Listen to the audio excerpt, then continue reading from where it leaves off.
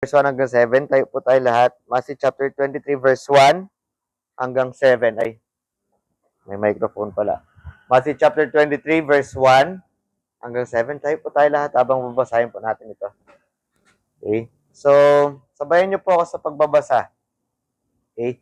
23 verse 1 hanggang 7. Ang sabi dito, Then spake Jesus to the multitude and to his disciples, saying, The scribes and the Pharisees sit in Moses' seat. Verse 3, All therefore whatsoever they bid you observe, that observe and do, but do not ye after their works, for they say and do not. For they bid heavy burdens and grievous to be borne, and lay them on men's shoulder, but they themselves will not move them with one of their fingers. Verse 5, But all their works they do for to be seen of men.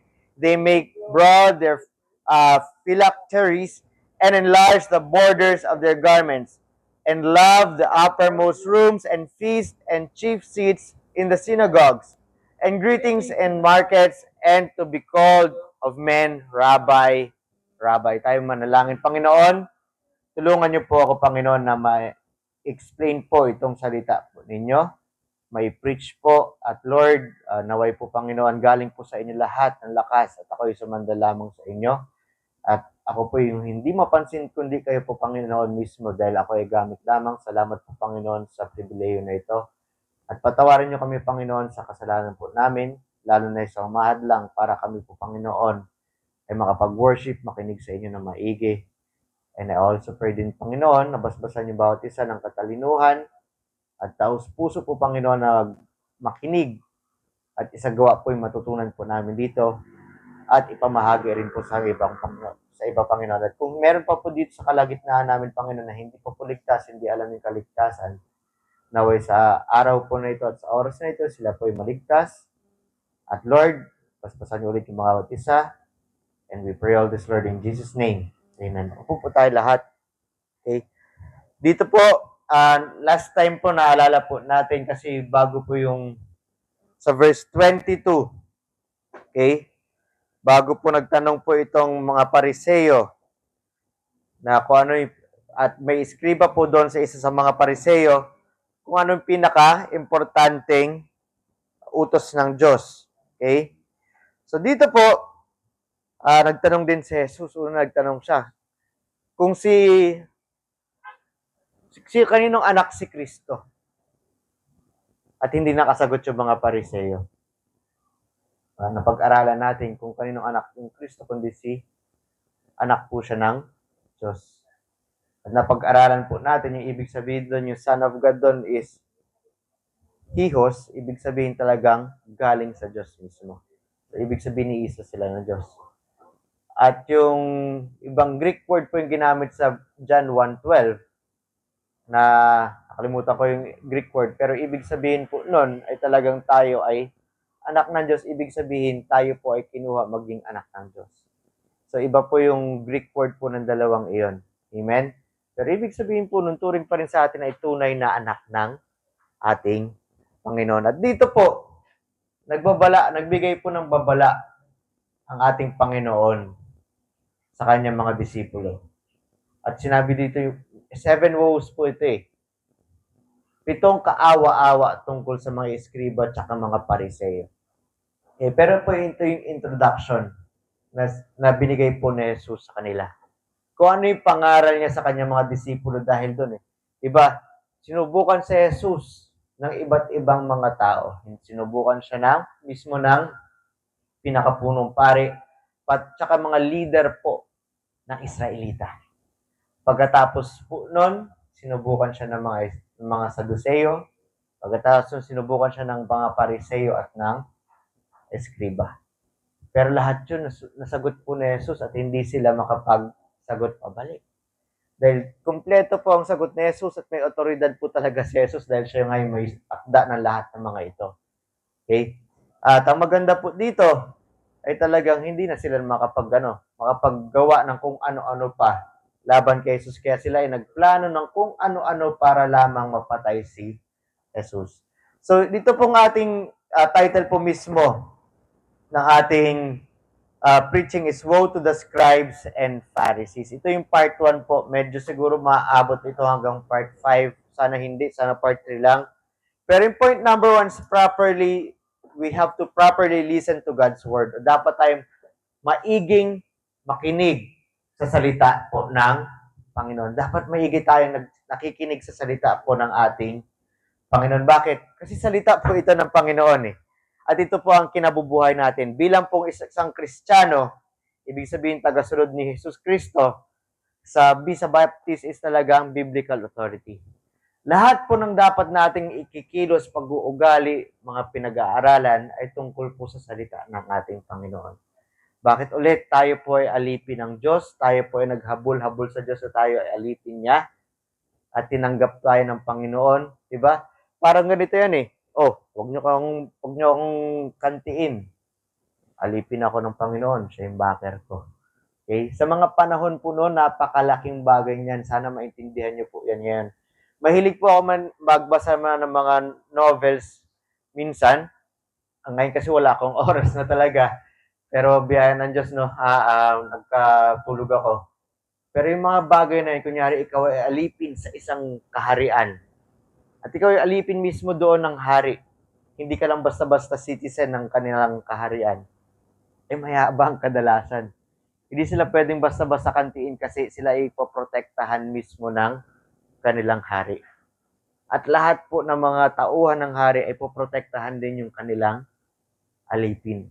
At tutustusan yung alipin din, oo, siya nga yung pinakamababa doon, pero tutustusan siya ng buong kaharian. Special pa rin siya, hindi siya, parang mas mataas pa rin siya sa ibang mga tao. Okay? So lahat tayo, yung gano'n na nagpakaalipin kay Yesu Cristo, ibig sabihin, buong puso natin itong hinabol-habol. At yung tong dapat nakikinig tayo sa salita ng Panginoon ay napaka-importante. Kasi ito yung pinaka-puso natin, pinaka-gusto ng ating puso. Sabi nga sa Matthew chapter 23 verse 1 hanggang 3, sa unang bahagi ng verse 3, then spake Jesus, dito muna sa verse 1, then spake Jesus to the multitude and his disciples. So dito, ang ibig sabihin ng spake Jesus to his multitude, ay siya po ay nakipag-usap sa buong sangkatauhan at sa kanyang disipulo. Ulit, ang disipulo po ay tagasunod ni Jesus. Ngayon dito, may tunay na disipulo at mga peking disipulo na sumasama-sama sa kanya. Pero sa mga panahon po na ito, karamihan po ng kanyang disipulo, kung tapos na po kasi ito sa John chapter 6 verse 66, ay mga tunay na disipulo na. Kasi mga peking disipulo ayaw sumunod kay Kristo na eh. So dito na ipag-usap siya sa sangkatauhan at sa mga disipulo. Kasi napaka-importante ng mga lesson na malalaman nila sa mga ginawa ng mga punong pare, ng mga leaders po ng Israelita na sinusubukan siya talaga ibagsak si Jesus, mga Saduseo, Pariseo, tsaka Eskriba. So yun po, naipag-usap si Jesus sa katauhan at sa kanyang mga tagasunod mismo. Sana tayo ay tunay na tagasunod ni Kristo kasi importante kaya tayo kinakausap ng Diyos kaya nakasulat sa Biblia natin. Okay, siya rin ang may akda ng mga yan. Saying, sabi niya sa verse 2, saying, ang ibig sabihin ng saying ay sinabi, the scribes and the Pharisees sit in Moses' seat. Okay? So point number 1 po, itong point number 1 is properly listen to God's word. Sabi dito, sinabi ni Jesus, yung mga eskriba at pariseo ay nakaupo sa upuan ni Moises. Ibig sabihin sa Tagalog nito, ang mga eskriba at pariseo ay pinahintulutan niyang makaupo sa posisyon kung ano yung posisyon ni Moises noon. Ano po ba si Moises noon sa mga Israelita? Si Moises yung parang pinaka-leader. Okay, siya yung kumakatawan sa Panginoon dito sa lupa. Parang hindi naman kumakatawan, siya yung parang spokesperson mismo ng Panginoon. Kasi pag kumakatawan, parang ganito, ambassador, ganun pa rin ambassador, pero hindi siya yung Diyos. Okay? Ganun po yung dating kaharian ng Panginoon dito sa lupa. Bago pa nagkaroon si Saul, sila David, yung Diyos yung naghahari. At may tagapagsalita lamang yung hari. No? Si Jesus ay yung ating Panginoon, yung hari. Kasi yung Diyos, Ama, Diyos, Anak ay iisa. Okay? Sabi niya, pinahintulutan ko yan, kaya nandiyan sila. Kasi yun yung kailangan eh. Yun din ang itinatag ng aking batas. At pag tiningnan po natin yan sa Lumang Testamento, talaga naman, sa tradisyon at sa utos ng Diyos, sinunod nila. Okay? Pero dito sa verse 3, sabi, all therefore, whatsoever they bid you observe, sabi lahat kung ano man ang sinasabi nila sa inyo na dapat ninyong gawin. Sinabi ni Jesus, kung ano yung dapat ninyong gawin, sinabi nila, that observe and do. Ang observe po dito, hindi obserbahan lamang na tignan, kundi gagawin po natin. Okay? Sabi ko, ano sinasabi nitong mga Pariseo at saka Eskriba na dapat gawin, gawin ninyo. Bakit? Kasi ano ba yung ginagawa ng Pariseo at Eskriba? Sinasabi rin nila mismo yung galing sa salita ng Diyos. Amen? So sinasabi niya dito, kung ano man yung nakasulat doon sa salita ng Diyos, dahil sulakda ko yan, ako at ang Diyos sa Banal na Espiritu ay isa, gawin niyo yan. Naintindihan po ba natin yon? So, properly listen to the Word of God. Sabi niya, makinig kayo doon kasi itinalaga ko sila. Oo, nakikita natin yung mga ugali nila, mali. Pero kung ano yung nakasulat, ulit, hindi katulad sa akin ha, hindi ako yung susundin nyo, kundi yung salita ng Panginoon.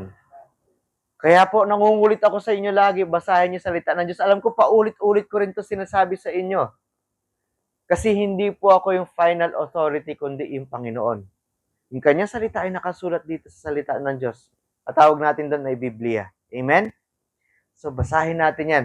So, doon, kung ano man sinasabi ko, pag tama, pag-aralan natin dito ulit, gawin natin. Amen? So, yun po ang sinabi ng Panginoon. Kasi ganoon din ang sinabi niya sa medyo naligaw ako ng verse ito. Luke chapter 11 verse 28 sabi, but he said, ye rather blessed are they that hear the word and keep it. Luke 11:28, no? Luke chapter 11 verse 28. Luke chapter 11 verse 28. Okay? Luke chapter 11 verse 28, pag nakita niyo po yan, ang sabi niya dito. But he said, sabi nga ng Panginoon, sabi niya, oo, gayon pa man, mas masaya o mas binabasbas sila na nakikinig sa salita ng Diyos at itinatago-tago po ito. No, mas may pagpapala, mas masaya sila. Bakit? Kasi alam nila yung salita ng Diyos eh. Tayo bilang isang Kristiyano dapat dahil, yun, sabi nga natin, tayo nagpakaalipin sa Diyos at yung Diyos mismo yung nangangalaga sa atin. Sinabi nga ng Diyos na dito sa lupa, tayo po ay medyo mahirapan. May mga pagsubok po tayo dito. Pero may kasiguraduhan tayo, may pangako yung Diyos sa atin, di ba? Na tayo po ay magkakaroon ng buhay na walang hanggan doon sa langit. Katulad rin po na napag-aralan po natin nung Huwebes, na ang buhay natin dito ay parang ganito lamang. 70, 100 years old, 120 years old, pero yung magpasawalang hanggan, forever po yun. Amen? At nandoon tayo sa kaharian ng Diyos. Kasama tayo doon. At turing niya sa atin, anak. Sabi, dahil tayo anak ng Diyos, tayo po ay talagang devoted. Gustong-gusto natin gawin ng buong puso yung mga pinag-uutos ng Diyos.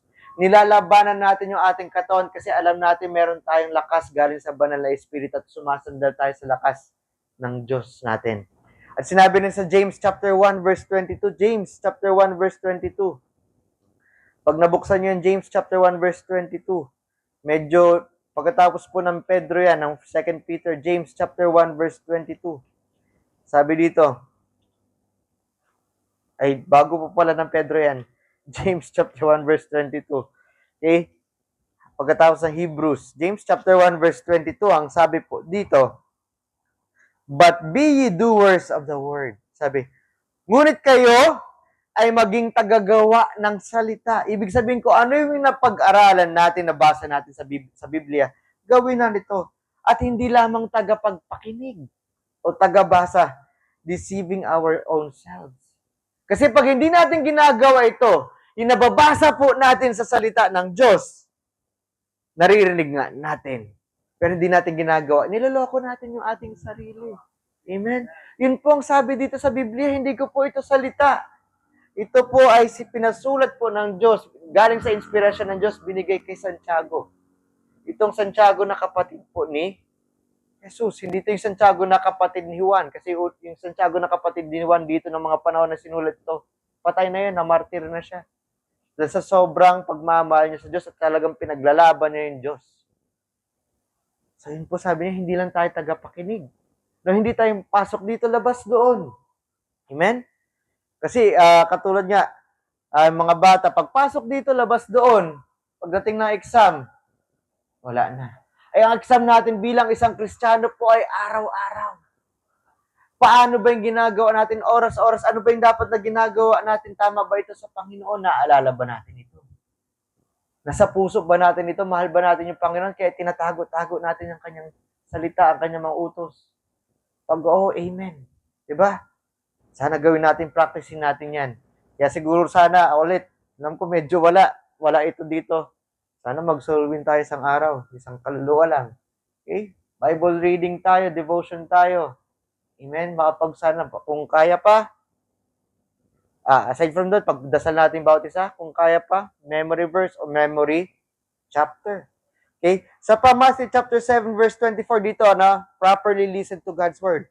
Sa point number 1, properly listen to God's word. Matthew chapter 7 verse 24.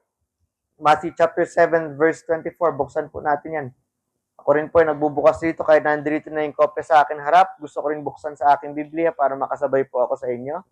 Amen? Matthew chapter 7 verse 24. Check nyo rin itong mga verses ha. Sabi, therefore, whosoever heareth these sayings of mine, sabi sa Tagalog, gayon pa man, chapter 7 verse 24. Matthew chapter 7 verse 24, sabi, gayon pa man, kung sino man ang nakakarinig nito mga sinasabi ko, at ginagawa ito, and doeth them, sabi ginagawa ito, I will like him unto a wise man. Ihahalin tulad ko siya sa isang pantas. Yung pantas po ay parang ermitanyo, yung talagang sobrang talino. Amen?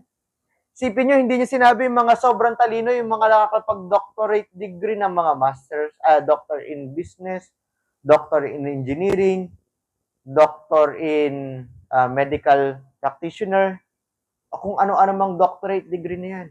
Kundi yung pantas na ito, yung taong nakikinig sa Kanya at ginagawa yung salita ng Diyos. Sa mata ng Diyos, mas matalino pa yung tao na yun. Amen? So tayo ba, matalino ba tayo?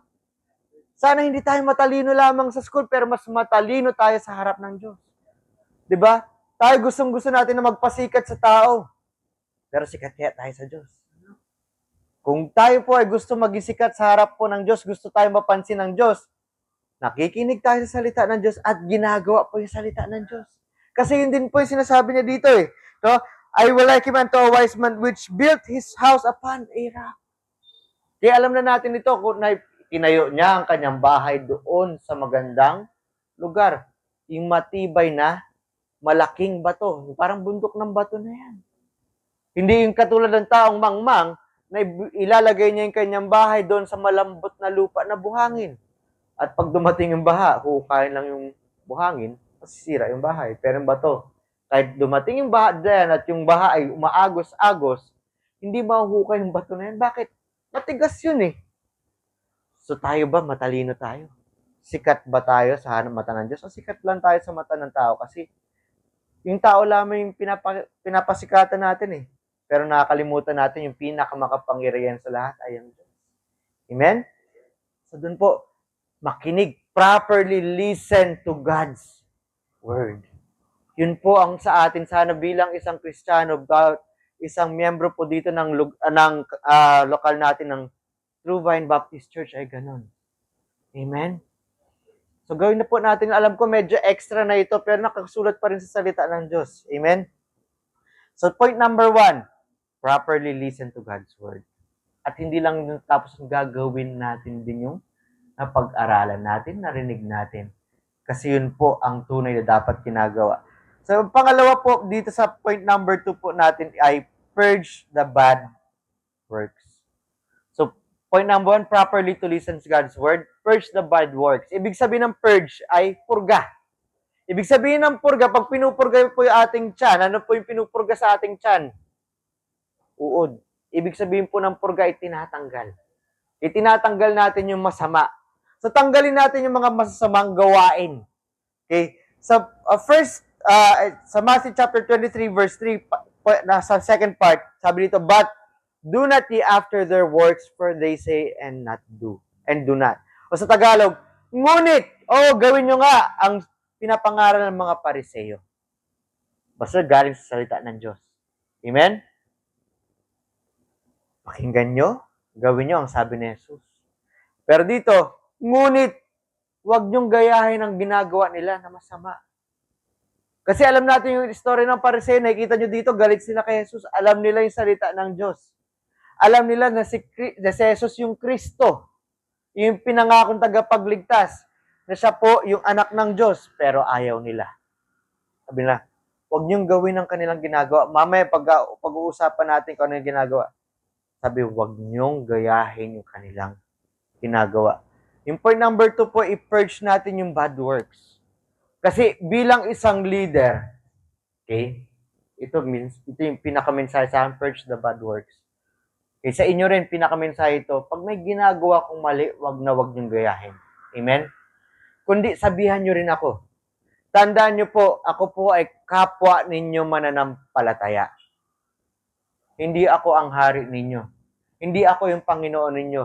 Iisa yung tunay nating pastol, si Jesus. Kapag may mali ang ginagawa, sabihan nyo rin po ako. Amen? Kaya lang po kayo nakikinig sa akin kasi tama po yung sinasabi ko sa Biblia. Pag mali, wag. Amen? Pagsabihan nyo po ako pag mali na. And I'm happy po, marami sa inyo pinagsasabihan din ako. Okay? Huwag kayo mahiya kasi dapat tayong lumaki, magkakasabay sa pananampalataya. At bilang isang pastor, ito ay laging pinapaalala rin sa akin ng mas matatanda, minsan mas batang pastor. Hindi lalago yung pananampalataya ng bawat isang miyembro ng lokal na simbahan ninyo pag yung pastor mismo ay hindi lumalago rin sa pananampalataya. Amen? Siguro kaya hindi kayo nagsa-soul win kasi hindi ko na kayo nasasama sa soul winning. Nagkukulang po ako doon. Kasi kailangan maakay ko kayo na talagang pipilitin ko kayo. One of these days sigurado pag Sunday afternoon. Next week kasi may youth fellowship na tanong mo na. Nag-chat ka na.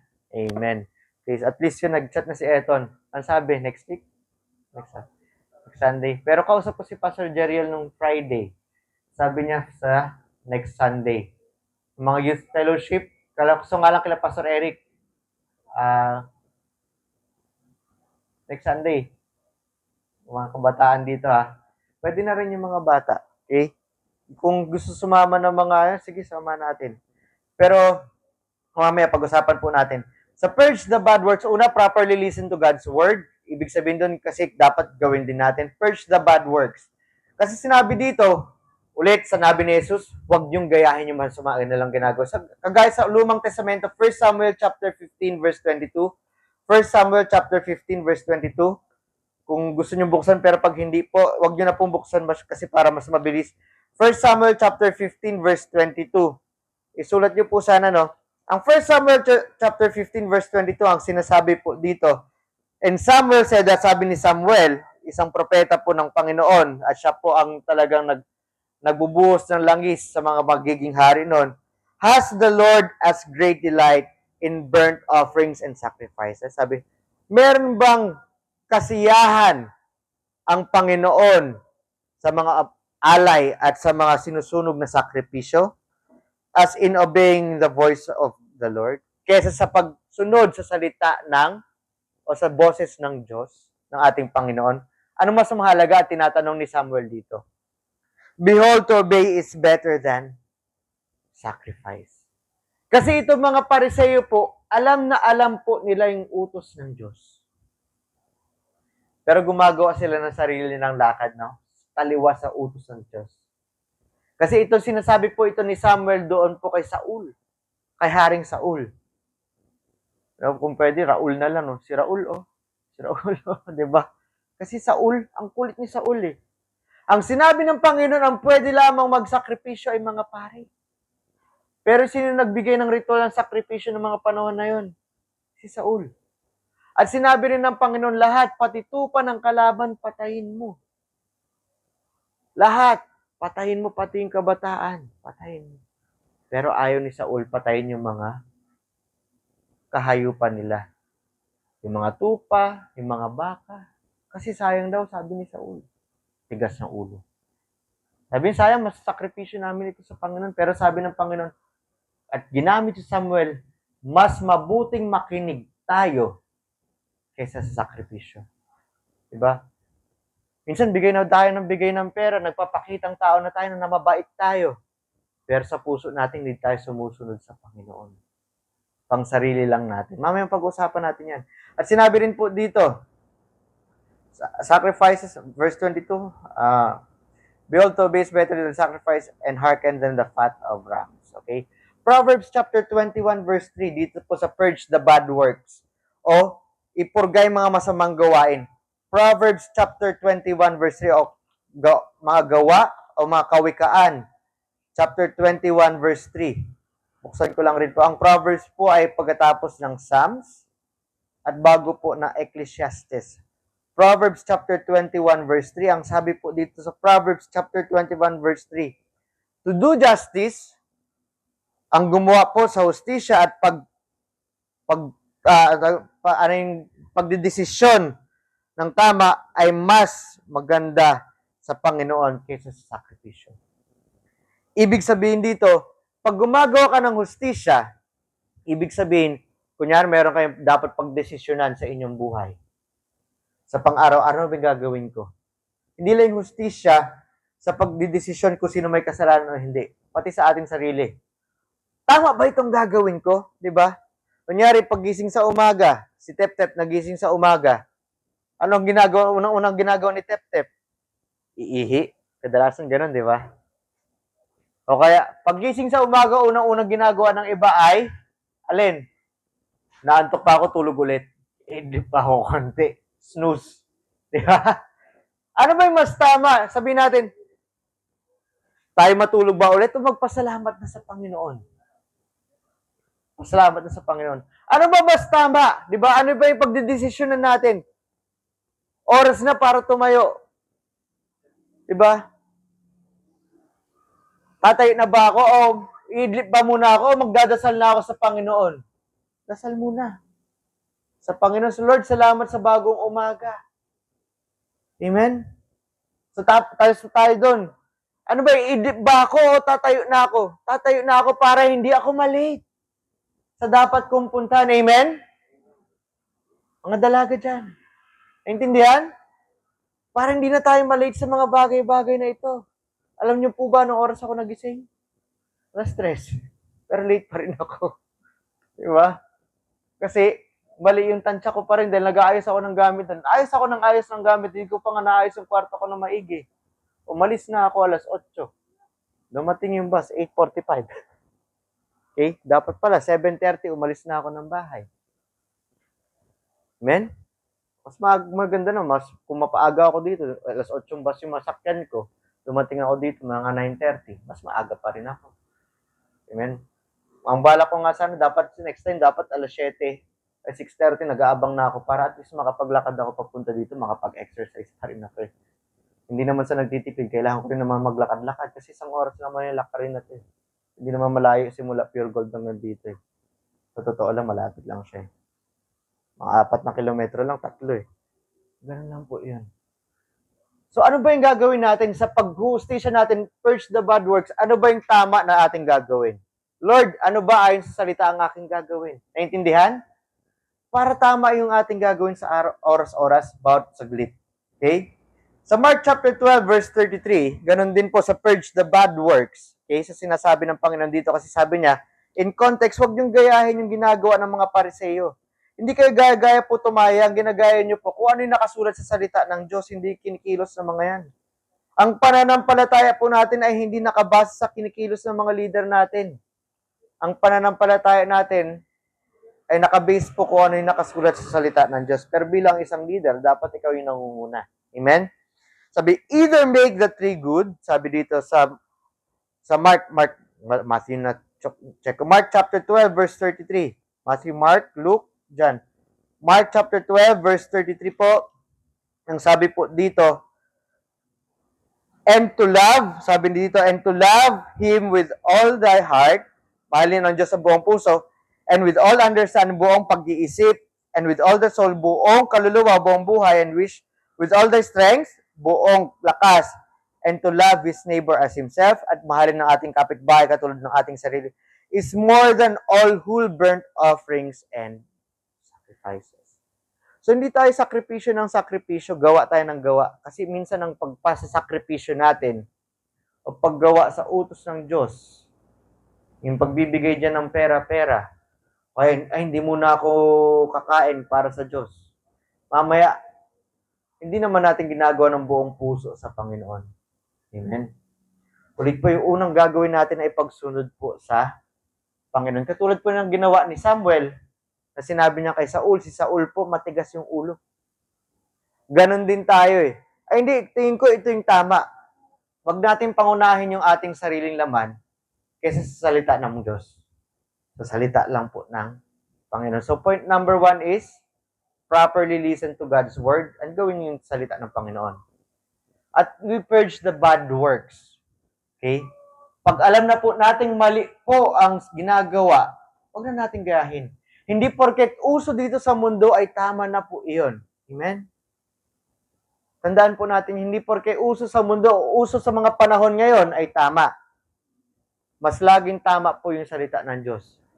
Tandaan po natin sinabi ni Kristo, ako ang simula at ako ang huli. At sinabi niya rin po, nakalimutan ko lang kung anong version. Sabi niya, magunaw man ang buong mundo, pero ang salita ko ay hindi kahit kailan maglalaho. Bakit? Buhay siya magpasawalang hanggan eh. Siya yun eh. Siya yung mismo yung salita, di ba? In the beginning was the Word, and the Word was with God, and the Word was God. John chapter 1 pa rin, and the Word was made flesh. Siya po yun eh. Yung Diyos po rin mismo yun eh. Di ba? So point number 1, properly listen to God's Word. Purge the bad works. Ibig sabihin, patanggalin natin yung mga maling gawain natin. Kasi sa ating buhay, marami pa rin tayo nakasanayan ng maling ginagawa. Pansinin po natin yan. Kahit ako may mga habits ako na mali pa rin. Okay? Point number 3, pride is not praising the Lord. Ang pagiging mayabang ay hindi pag-worship sa Panginoon. Okay? Kasi ito po yung nangyari. Matthew chapter 23 verse 4 hanggang 7. Matthew chapter 23 verse 4 hanggang 7. Ito po, wala na po akong kinuha mga supporting verses kasi as it is na po ito. Okay? Yung supporting verses natin, ganun na rin. Magiging example na ito. Sabi dito sa Matthew chapter 23 verse 4, for they bind heavy burdens and grievous to be borne. Okay, Matthew chapter 23 verse 47, sabi dito, and bind heavy burdens. Kasi pero sa mga tinuturo ng Pariseo sa salita ng Diyos, nagdadagdag pa po sila. Ang mga example po dito, yung kunyari, di ba, sa kanila, sa tuwing Sabado, bawal po sila magtrabaho. Kasi gusto ng Diyos magpahinga sila. At sa pahinga po nila, yung pahinga po nila ay dapat maalala nila yung Diyos. Kaya sila po ay magsasamba sa Panginoon, bibigay ng mga sakripisyo sa Panginoon.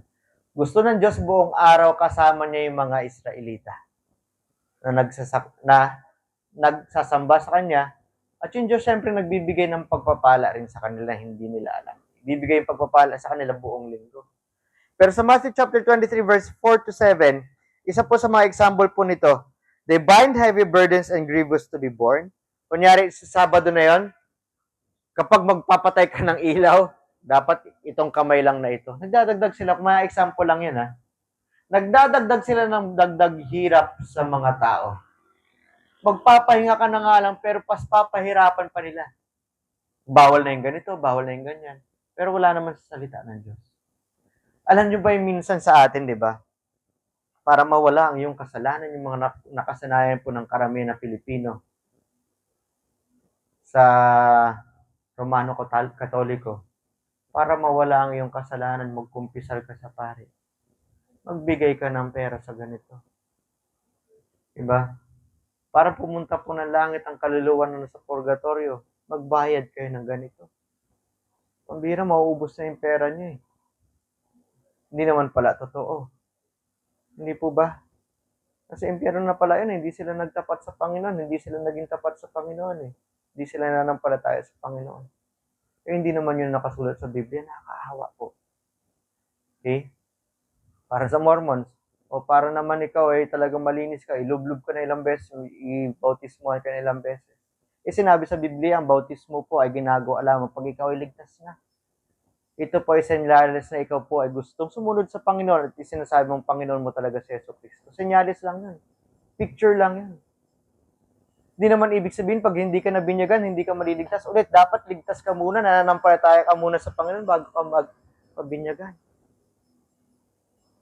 Minsan, simpleng-simple na nga lang yung pagkaligtas. Sasabihin pa doon, magpinitensya ka ganito. O sige, magpinitensya kayo. Diba? Pinapayagan pa yung mga bagay na hindi na po kailangan yun.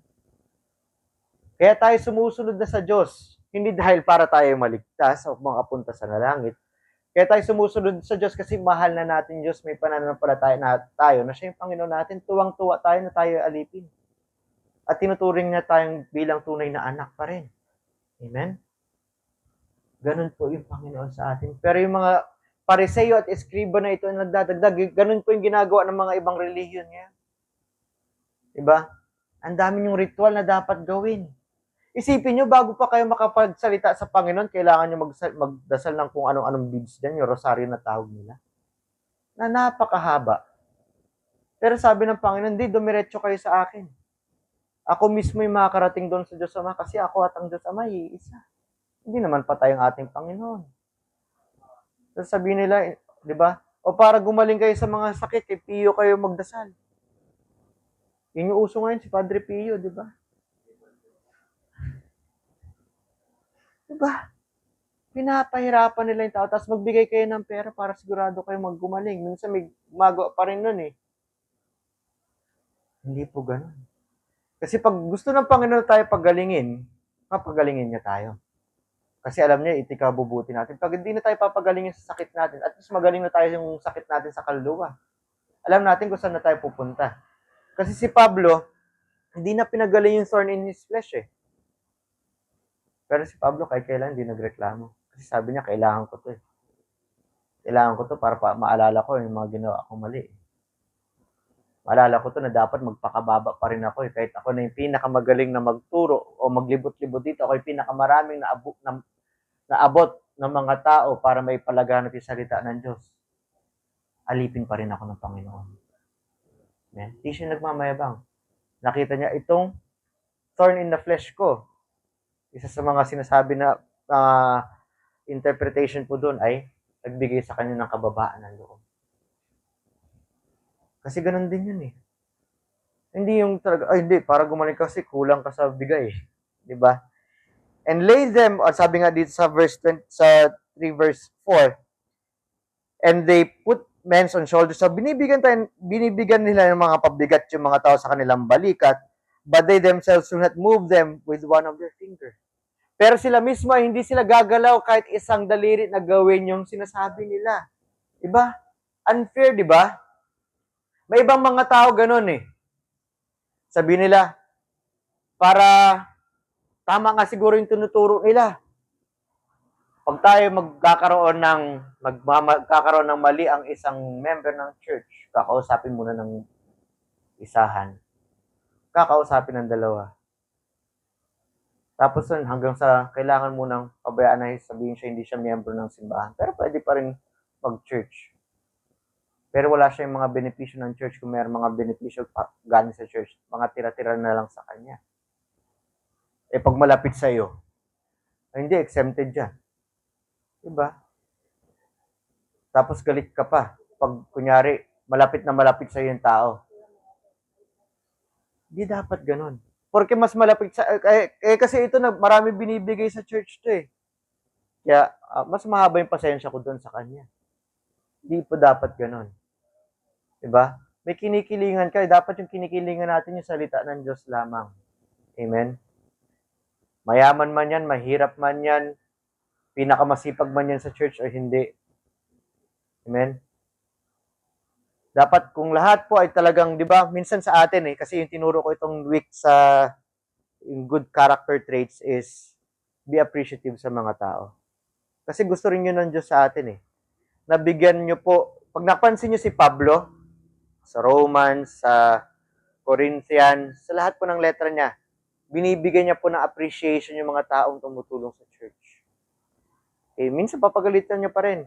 Alam mo si John Mark, pinagalitan niya yun eh. Yung nagsulat ng The Gospel According to Mark, ayaw niyang isama yun eh. Pero nung huli, nung si John Mark po ay gumagawa ng tama, na-appreciate niya pa rin si John Mark. Ibig sabihin, ginawa niya lang yun para doon. Pero lahat po ng mga gandang bagay na-appreciate niya. Kasi tayo bilang tao, pag may mali, yun lang napapansin, pero na-appreciate niyo ba yung mga ginawang tama? Diba? Huwag tayong bias sa mga tao. Porque hindi malapit sa yung tao, porque hindi masyado nakakatulong sa yung tao, kikilingan mo muna yung mga pabor sa yung tao. Dapat pare-parehas sa lahat. Amen? Okay? So, ganun po yun. Kapag basta batas ng Diyos, batas po ng Diyos yan. Parang sinabi nga ni Kim Chu, sa school may batas, bawal lumabas. Naintindihan na. Joke lang yan. So, kung naalala niyo yung mga bagay-bagay, so yung mga bagay po na yun. So, kunyari sa church, sa atin, yung bata hindi nakikinig, yung matanda hindi makikinig, pati matanda pagsasabihan din. Amen.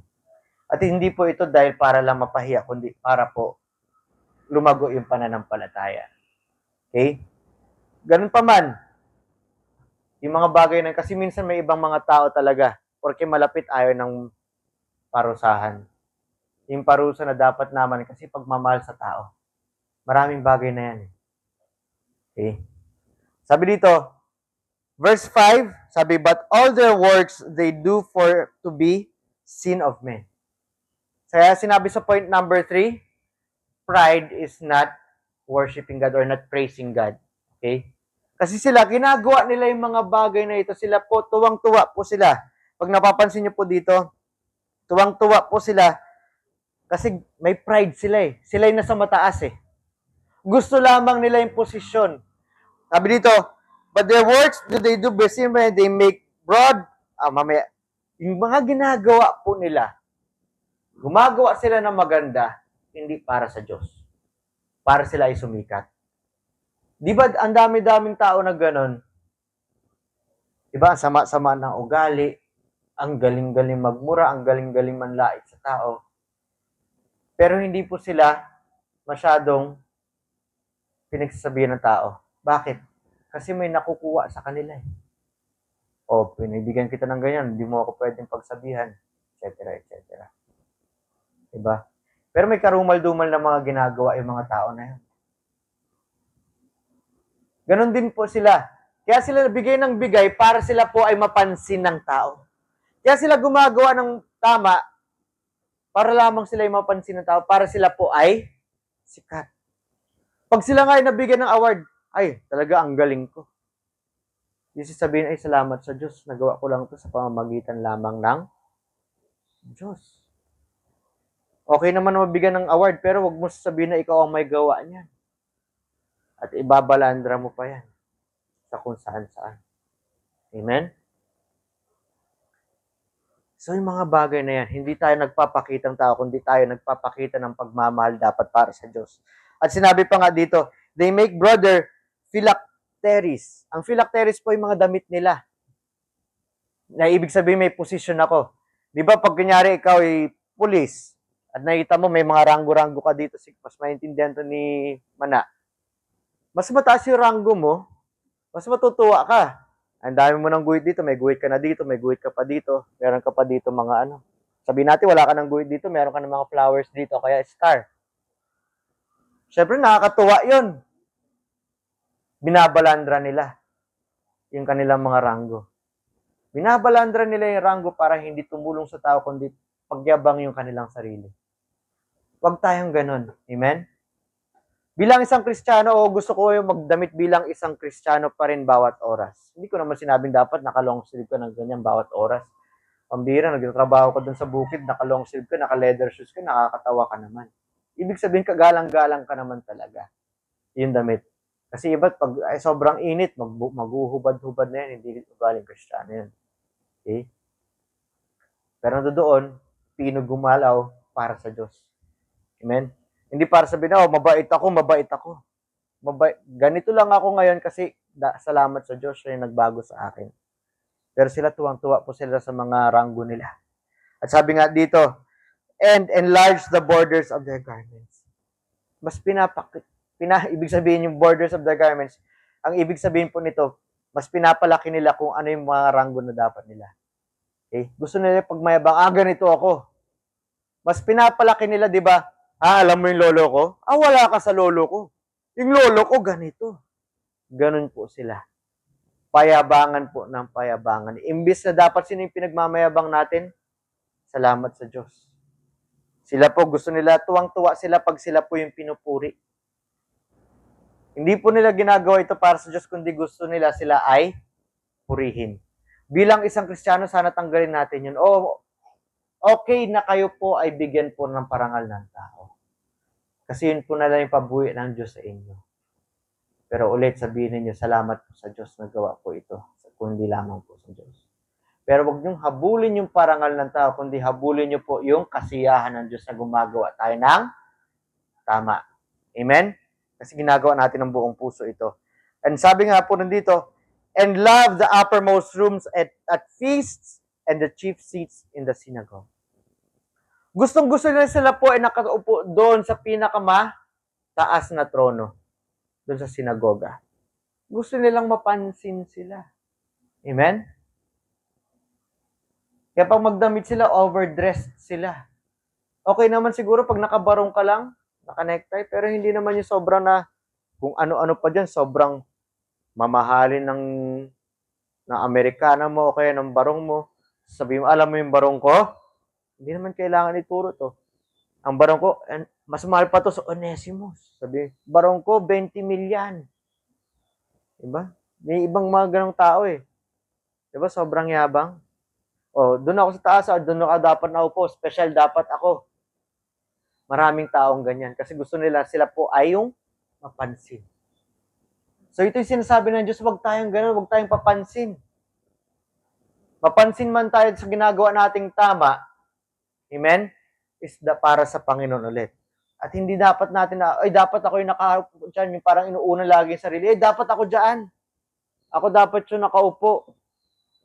Alam niyo isang church doon ibang church doon, church sa States, si Pastor Byram sabi niya, sa aming lokal na simbahan, hindi ka pwedeng tumayo bilang isang pastor pag hindi ka marunong maglinis ng inidoro. Kasi siguro sa States, parang hirap maglinis ng inidoro, parang nakababang gawain yun. Tingin ko sa Maynila rin, kasi nagulat rin ako sa Maynila, nagkukwento yung isa kong kaibigan. Alam niyo yung ate ko, sabing ganun, dahil nabuntis na maaga, nagkaanak na maaga. Naglilinis ng mga CR sa mall. Sabi ko, ngayon, marangal na trabaho pa rin yun. Pero siguro sa kanila, parang nakakahiyang trabaho yun na ikaw ay janitor or janitress. Pag wala ka na ibang makuhang trabaho, bakit bawal ba yun? Bawal bang mga lakal kung wala ka na ibang makuhang trabaho?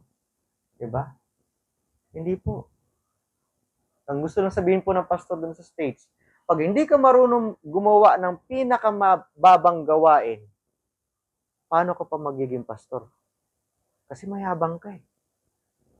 Diba? Sabi niya sa pulpito namin, ito yung mga pastor. Marunong gumawa ng pinakamababang gawain. Kasi sila rin po ay kapwa Kristiyano ng bawat isa. Pantay-pantay lang. Pag walang makapaggawa nun, si pastor gagawa. Di po ba? Wag po tayo magpaangat. Wag niyong kunin yung position po na ito kung gusto niyo lamang magmayabang. Kunin niyo yung position bilang isang pastor pag alam niyo kaya niyo pong asikasuhin yung bawat isa. Kasi ang pagiging pastor, dapat sakto lang yung mga pangangailangan mo, sakto lang. So kay leader, dapat sakto lang yung pangangailangan mo. Bilang isang Kristiyano, dapat sakto lang sa pangangailangan mo. Pero dapat marunong ka rin tumulong sa kapwa mo. Pag leader ka. Okay? Ulit, pride. Sa point number 3, pride is not praising God. Ito po ay nakakahindik-hindik sa Panginoon.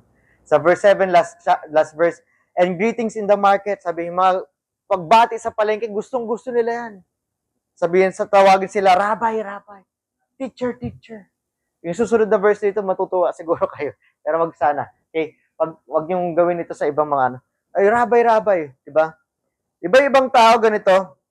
Alam niyo po ba ako, ayokong tinatawag talaga akong pastor. Nakuha ko pong ugali ito sa aking tatay. Tatay ko medyo mayabang rin, pero ayaw na ayaw yung tinatawag siyang engineer. Pero ito lang, gusto ko lang itong posisyon ng tatay ko. I-flex ko lang. Konti. Mayabang pa rin, no? Yung tatay ko po is Chief Commissioning Engineer.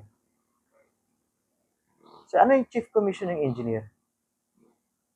Sa planta po na ginagawa nila, sa power plant na ginagawa nila, merong Chief Electrical Engineer, may Chief Chemical Engineer, may Chief Civil Engineer, may Chief, ano pa ba ang mga engineer? Electrical, civil engineer, etc., etc. May Chief Architect, may Chief Programmer. Ang Chief Commissioning Engineer, siya po yung bahala sa lahat ng budget. O Chief Electrical Engineer, ito yung gagawin mo, ito lang budget mo. So, mas mataas. Pero kahit kailan ayaw niya mapatawag na engineer. Kaya nga pag pumunta kayo dito, sino ba yung anak ni Milya at saka Torio? Sino yung engineer? Si Rocky Tulog lang. Si Rocky Tulog, magaling na engineer din. Pareha sila nagtrabaho sa Napocor din. Pero narinig niyo ba yung tatay ko, Chief Commissioning Engineer? Kahit kailan, hindi. Yun ang magandang tinuro sa akin ng tatay, huwag kang humabol ng posisyon. Para sa pangalan lamang. Yung posisyon na yan, para ikatulong mo rin sa tao yan. Binigyan ka ng ganyan, para itutulong mo sa tao rin.